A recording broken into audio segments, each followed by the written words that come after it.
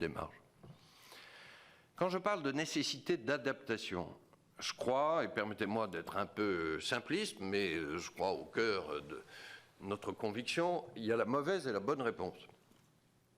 La mauvaise réponse, et elle est légitime, elle peut exister dans le débat, je l'entends de la part des banques et des assurances, ça consiste à dire deux choses. Ça consiste à dire, un, changer de politique monétaire, je crois que ce serait une erreur par rapport à l'intérêt général économique et notre mandat, et deux, allégez-nous la contrainte réglementaire et la contrainte en capital.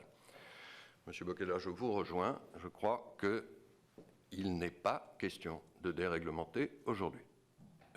Autant nous devons négocier de façon intelligente, déterminer la bonne transposition de Bâle III en Europe, autant, je ne sais pas si je reprends l'expression baisser la garde, mais autant aujourd'hui, alors que les risques sur la stabilité financière restent sérieux, revenir en arrière par rapport aux progrès collectifs internationaux à l'échelle mondiale que nous avons fait sur la sécurité financière, ça serait grave et ça serait dangereux. Voilà, c'est la position d'équilibre que je présente. Quand je dis nous devons négocier, mais nous devons transposer, c'est bien cet équilibre-là. Voilà ce que j'appelle la mauvaise réponse. La bonne, c'est de reconnaître qu'il y a un sujet et, d'une part, d'essayer de favoriser l'adaptation des banques et des assurances au taux bas, et puis, d'autre part, de surveiller les risques de stabilité financière. Et je termine par là, si vous voulez bien. Pardon d'être un peu long, mais je crois que je réponds à une bonne partie de vos questions. Après, j'irai très vite sur les autres questions qui ont été posées. Favoriser l'adaptation des banques et des assurances au taux bas, c'est du réalisme. Il m'arrive de dire aux banquiers et aux assureurs, vous avez le droit de ne pas aimer les taux bas. Bon. Mais de toute façon, ils sont là et ils sont là pour durer, pour toutes les raisons économiques que j'ai évoquées tout à l'heure. Donc autant le reconnaître et s'y adapter. L'essentiel de cet effort d'adaptation relève des banques et des assurances elles-mêmes. Dans leur entreprise de digitalisation, l'étude McKinsey dont on parlait tout à l'heure relève aussi des défis technologiques.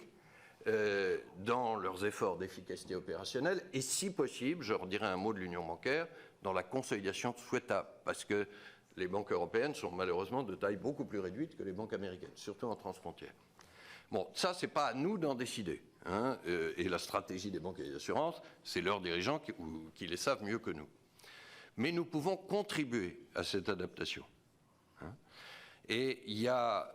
Notamment, je me permets de citer une mesure du côté des banques que nous avons prise et dont on ne parle jamais, donc je saisis l'occasion d'en parler, c'est la mesure dite de tiering, c'est-à-dire de différenciation de la rémunération des dépôts auprès de la Banque centrale. Nous avons décidé depuis septembre dernier qu'une bonne partie des dépôts des banques commerciales auprès de la Banque de France, des diverses banques de l'Eurosystème, seraient exonérés du taux négatif à moins 0,5. Ça représente une diminution du coût des taux négatifs pour les banques, comme les chiffres sont très rarement cités, je me permets de les citer devant le Sénat, de 4 milliards d'euros par an pour l'ensemble du système bancaire européen et d'environ 800 millions pour les banques françaises. Je dis bien une diminution des coûts,